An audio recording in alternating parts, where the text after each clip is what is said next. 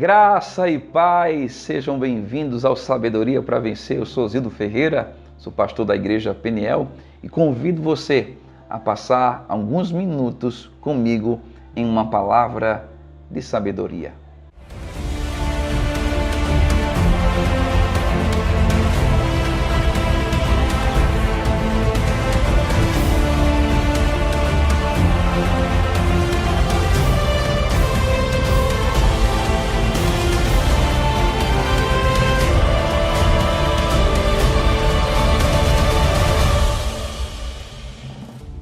Graça e paz, sejam todos bem-vindos mais uma vez ao Sabedoria para Vencer.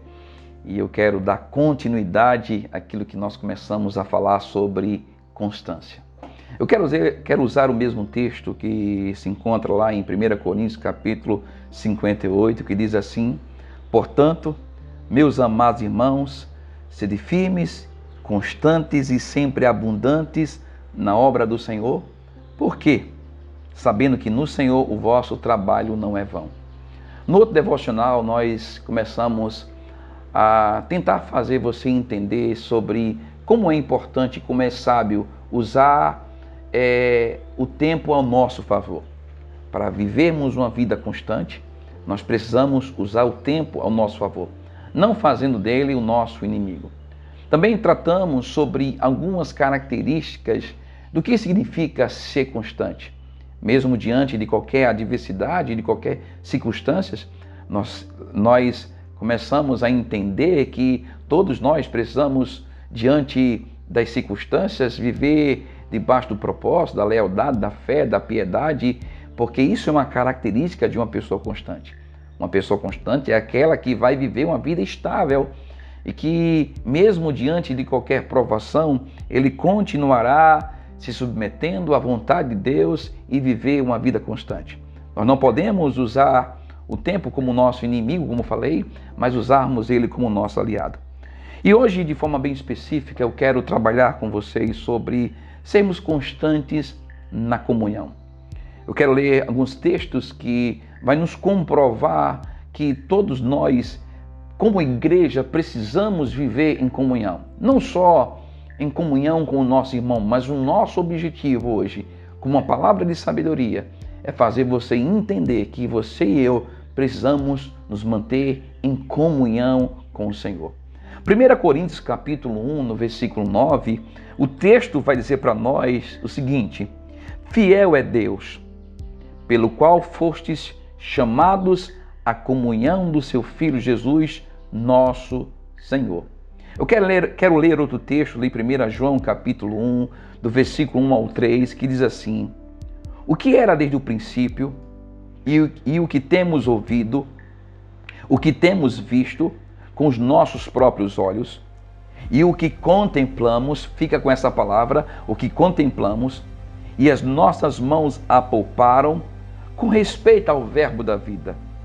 E a vida se manifestou e nós a temos visto e dela damos testemunho e vula anunciamos a vida eterna, o qual estava com o Pai e nos foi manifestada. O que temos visto e ouvido anunciamos também a vós outros, para que vós igualmente mantenhais comunhão conosco. Ora, a nossa comunhão é com o Pai e com o seu Filho Jesus Cristo. Essa palavra comunhão, principalmente nesses dois textos que nós acabamos de ler, tem a ver com koinonia, que significa fraternidade, associação, comunidade, comunhão, participação conjunta. Quando nós tratamos de comunhão, a comunhão está intimamente ligada a algumas coisas que eu acredito que sejam importantes: ao amor, a convivência e a comunicação. Vamos tratar a comunhão hoje com o Senhor. Lá em Marcos capítulo 3, versículo 13, esse texto é um dos textos que eu me apego muito, eu acato no meu coração, porque esse texto de Marcos capítulo 3, no versículo 13, vai nos revelar qual era o propósito de Jesus chamar os seus discípulos. Você sabia que Jesus não chamou os seus discípulos para trabalhar para ele.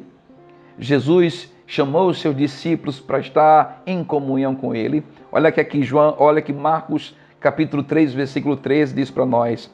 Diz assim: depois subiu ao monte, presta atenção nisso, e chamou o que ele mesmo quis, e vieram para junto dele.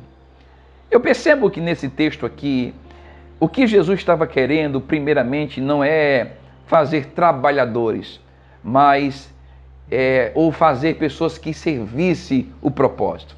Também estava embutido, mas o objetivo maior de Jesus era transformar a vida daqueles homens. E a transformação da vida daqueles homens estava intimamente ligado com a comunhão que eles teriam que ter com Jesus. E Jesus chamou eles justamente para estar com eles. Então eu percebo que a vida com Deus não é primeiramente fazer as coisas para Ele. Sabe, nesses últimos dias eu tenho pensado muito sobre isso. Sobre o que é que funciona e o que é que flui.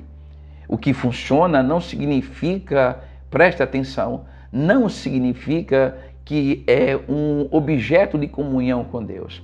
Mas o que flui é um objeto de comunhão com Deus. Eu quero te convidar e que fazer você entender que nós não fomos chamados para fazer, nós fomos chamados para estar com Ele. Nós fomos chamados para ter comunhão com Ele. E uma das características de um desejo, de uma forma proposital, daqueles que procuram ter uma maturidade, de forma proposital, ter uma comunhão com Ele. Porque isso vai mostrar o nível de dependência que nós estamos. Sabe, irmãos, eu quero, com essa palavra de sabedoria hoje, trazer algumas orientações, uma palavra que possa realmente tocar no teu coração e fazer você se manter consciente de algo. Lembre-se que nós estamos falando de constância. A palavra constância, mesmo diante de qualquer circunstância, nós precisamos manter também a nossa fé. A fé, ela faz a gente crer, e quem crê, ele consegue buscar, porque todo aquele que está buscando é porque crê na manifestação do Deus invisível. Essa comunhão é uma comunhão que libera a gente também para fazer algo para Ele.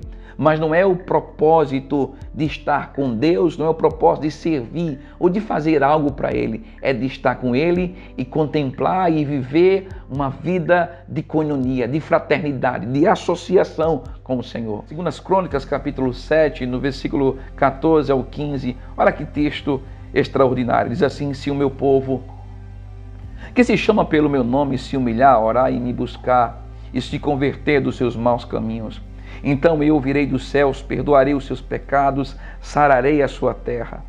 Estarão abertos os meus olhos e atentos os meus ouvidos à oração que fizestes neste lugar. Sabe que isso, irmãos? Essa vida de oração, de comunhão, de busca, de coinonia, de fraternização, de convivência. Deus quer que você e eu sejamos constantes.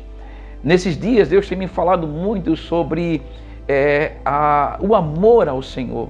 Quem ama a Deus quer estar em comunhão com Ele. Quem ama a Deus quer viver uma vida de associação com Ele. Quem ama a Deus quer viver uma vida de intimidade com Ele.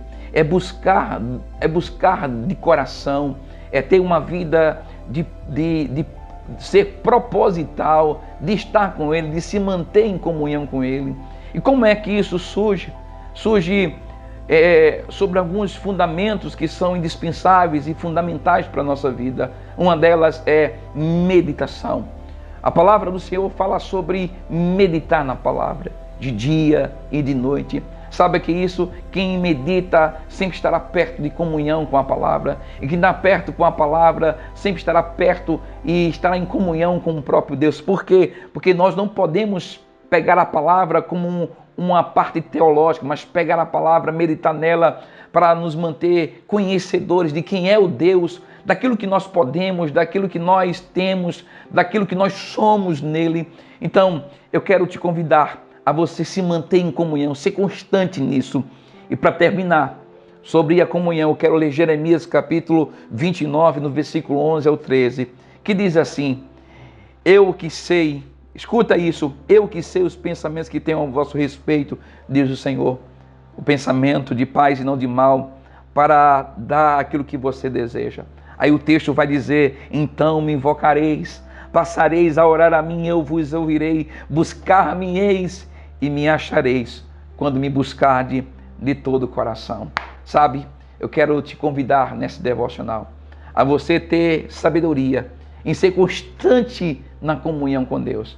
Porque quem tem comunhão com Deus, quem é intenso nessa comunhão, quem é constante, mesmo diante da adversidade, escute o que eu falei na primeira devocional, não é porque você não tem tempo, é porque você está achando que está produzindo muito. E quem acha que produz muito e não tem tempo para Deus, está sendo improdutivo no que diz respeito à sua administração do tempo. Que Deus te abençoe.